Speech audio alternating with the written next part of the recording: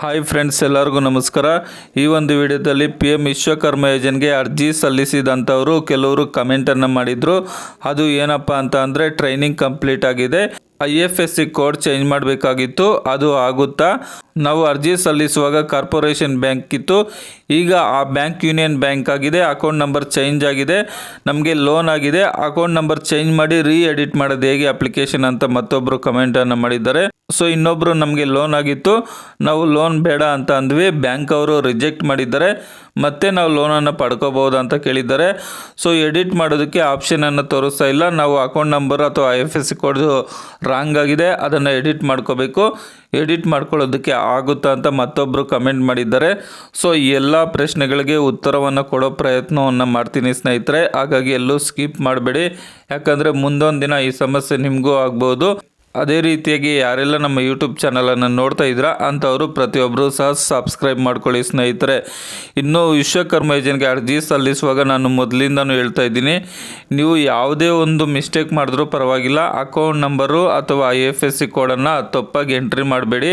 ಇವೆರಡೂ ನೀವು ತಪ್ಪಾಗಿ ಎಂಟ್ರಿ ಮಾಡಿದರೆ ಮುಂದೊಂದು ದಿನ ತುಂಬ ಸಮಸ್ಯೆಯನ್ನು ಎದುರಿಸಬೇಕಾಗುತ್ತೆ ಅಂತ ಮುಂಚಿತವಾಗಿ ನಾನು ಹೇಳ್ತಾ ಇದ್ದೆ.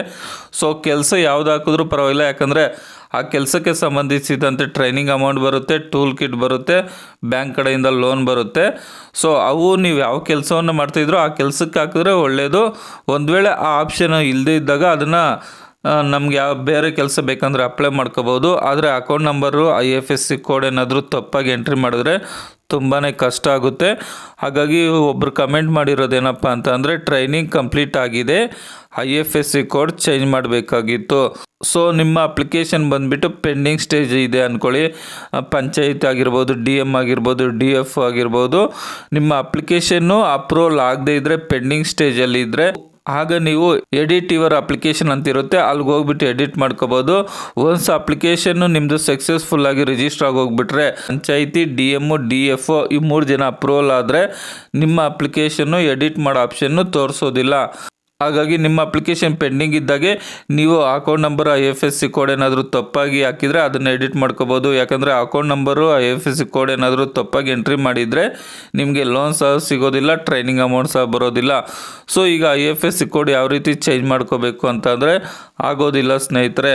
IFSC ಕೋಡ್ ಚೇಂಜ್ ಮಾಡೋದಕ್ಕೆ ಆಗೋದಿಲ್ಲ. ನೀವು PM ವಿಶ್ವಕರ್ಮ ಯೋಜನೆ ಹೆಲ್ಪ್ಲೈನ್ ನಂಬರ್ಗೆ ಕಾಲ್ ಮಾಡಿಬಿಟ್ಟು ಅವ್ರ ಮುಖಾಂತರ ನೀವು ಹೆಲ್ಪನ್ನು ತಗೊಳ್ಳೋ ಪ್ರಯತ್ನವನ್ನು ಮಾಡ್ಕೋಬೋದು. ಅದೇ ರೀತಿಯಾಗಿ ಇನ್ನೊಬ್ಬರು ಕಮೆಂಟನ್ನು ಮಾಡಿದರೆ ಅಕೌಂಟ್ ನಂಬರ್ ಚೇಂಜ್ ಆಗಿದೆ, ಯಾವ ರೀತಿ ಎಡಿಟ್ ಮಾಡೋದು ಅಂತ ಹೇಳ್ಬಿಟ್ಟು.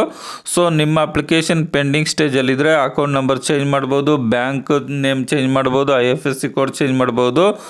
ನಿಮ್ಮ ಅಪ್ಲಿಕೇಶನ್ ಏನಾದರೂ ಅಪ್ರೂವಲ್ ಆಗಿದರೆ ಚೇಂಜ್ ಮಾಡೋದಕ್ಕೆ ಆಗೋದಿಲ್ಲ. ಇನ್ನು ಮತ್ತೊಬ್ಬರು ಕಮೆಂಟನ್ನು ಮಾಡಿದ್ದಾರೆ, ಸೊ ನಮಗೆ ಲೋನ್ ಆಗಿತ್ತು, ನಾವು ಬೇಡ ಅಂತ ಅಂದ್ವಿ, ಆಮೇಲೆ ಬ್ಯಾಂಕ್ ಅವರು ರಿಜೆಕ್ಟ್ ಮಾಡಿದ್ದಾರೆ ಲೋನು, ಮತ್ತೆ ನಮಗೆ ಲೋನ್ ಬೇಕು ಅಂತ ಕಮೆಂಟನ್ನು ಮಾಡಿದ್ದಾರೆ. ಸೊ ಮತ್ತೆ ನೀವು ಬ್ಯಾಂಕ್ ಅವ್ರ ಹತ್ರ ರಿಕ್ವೆಸ್ಟ್ ಇಟ್ಕೋಬೇಕಾಗುತ್ತೆ. ಅದೇ ರೀತಿಯಾಗಿ PM ವಿಶ್ವಕರ್ಮ ಹೆಲ್ಪ್ಲೈನ್ಗೆ ಕಾಲ್ ಮಾಡಿಬಿಟ್ಟು ಈ ಥರ ನಮ್ಮ ಅಪ್ಲಿಕೇಶನ್ ನಂಬರ್ ಇದು, ಈ ರೀತಿ ಕಾರಣಾಂತರದಿಂದ ನಮಗೆ ನಾವು ಲೋನ್ ಬೇಡ ಅಂತ ಅಂದ್ವಿ, ಮತ್ತೆ ನಮಗೆ ಲೋನನ್ನು ಕೊಡಿ ಅಂತ ಹೇಳ್ಬಿಟ್ಟು ಕಂಪ್ಲೇಂಟನ್ನು ರೈಸ್ ಮಾಡಿ ಮತ್ತೆ ನೀವು ಲೋನನ್ನು ಪಡ್ಕೋಬೋದು. ಹೆಲ್ಪ್ಲೈನ್ ನಂಬರ್ಗೆ ಕಾಲ್ ಮಾಡಿಬಿಟ್ಟು ನಿಮ್ಮ ಸಮಸ್ಯೆಯನ್ನು ತಿಳಿಸಿ ಅವ್ರು ಹೆಲ್ಪ್ ಮಾಡ್ಬೋದು. ಸೊ ಇನ್ನು ಮತ್ತೆ ಕೆಲವರು ಎಡಿಟ್ ಆಪ್ಷನನ್ನು ತೋರಿಸ್ತಾ ಇಲ್ಲ ಅಂತ ಹೇಳಿದ್ದಾರೆ. ಸೊ ನಿಮ್ಮ ಅಪ್ಲಿಕೇಶನ್ ಏನಾದ್ರೂ ಅಪ್ರೂವಲ್ ಆಗೋಗಿದ್ದರೆ ಎಡಿಟ್ ಆಪ್ಷನನ್ನು ತೋರಿಸೋದಿಲ್ಲ. ಹಾಗಾಗಿ ಯಾರೆಲ್ಲ PM ವಿಶ್ವಕರ್ಮ ಯೋಜನೆಗೆ ಅರ್ಜಿ ಸಲ್ಲಿಸಿದ್ದೀರಾ ಅಂತ ಪ್ರತಿಯೊಬ್ಬರು ಗಮನಿಸಬೇಕಾಗಿರ್ತಕ್ಕಂಥ ಅಂಶ ಏನಪ್ಪ ಅಂತಂದರೆ ಅಕೌಂಟ್ ನಂಬರು IFSC ಕೋಡು, ನಂತರ ಕ್ರೆಡಿಟ್ ಸಪೋರ್ಟ್ ಹತ್ರ ಎಸ್ ಅಂತಿರಬೇಕು, ಲೋನ್ ಅಮೌಂಟು ರಿಕ್ವೈರ್ಡ್ ಹತ್ರ 1 ಲಕ್ಷ ಇರಬೇಕು. ಆಗ ಮಾತ್ರ ನಿಮಗೆ ಟ್ರೈನಿಂಗ್ ಅಮೌಂಟು ಬ್ಯಾಂಕ್ ಕಡೆಯಿಂದ 1 ಲಕ್ಷ ರೂಪಾಯಿ ಲೋನ್ ಸಿಗುತ್ತೆ. ಸೊ ಒನ್ಸ್ ಅಪ್ಲಿಕೇಶನ್ ಅಪ್ರೂವಲ್ ಆದರೆ ಎಡಿಟ್ ಆಪ್ಷನ್ನು ಕ್ಲೋಸ್ ಆಗಿ ಹೋಗುತ್ತೆ, ಎಡಿಟ್ ಆಪ್ಷನ್ ತೋರಿಸೋದಿಲ್ಲ. ಆಗ ನೀವೇನು ಮಾಡಬೇಕು, ವಿಶ್ವಕರ್ಮ ಯೋಜನೆ ಹೆಲ್ಪ್ಲೈನ್ಗೆ ಕಾಲ್ ಮಾಡಿಬಿಟ್ಟು ಅವ್ರ ಕಡೆಯಿಂದ ಮಾಹಿತಿಯನ್ನು ತಗೊಳ್ಳಿ ಸ್ನೇಹಿತರೆ. ಆನ್ಲೈನ್ಗೆ ಹೋಗ್ಬಿಟ್ಟು ಗೂಗಲ್ಗೆ ಹೋಗ್ಬಿಟ್ಟು ವಿಶ್ವಕರ್ಮ ಹೆಲ್ಪ್ಲೈನ್ ನಂಬರ್ ಅಂತ ಕೊಡಿ, ಆಗ ನಂಬರ್ ಬರುತ್ತೆ. ಆ ನಂಬರ್ಗೆ ಕಾಲ್ ಮಾಡಿಬಿಟ್ಟು ನಿಮ್ಮ ಸಮಸ್ಯೆಯನ್ನು ತಿಳಿಸಿ ಅವರು ಹೆಲ್ಪ್ ಮಾಡ್ಬೋದು ನಿಮಗೆ. ಸೊ ಬೇರೆ ಏನೇ ಡೌಟ್ ಇದ್ದರೂ ಸಹ ಕಮೆಂಟ್ ಮಾಡಿ, ಅದಕ್ಕೆ ಸಂಬಂಧಿಸಿದಂತೆ ವಿಡಿಯೋವನ್ನು ಮಾಡ್ತೀನಿ. ವಿಡಿಯೋ ನೋಡಿದ್ದಕ್ಕಾಗಿ ಧನ್ಯವಾದಗಳು. ಬಾಯ್, ಟೇಕ್ ಕೇರ್ ಫ್ರೆಂಡ್ಸ್.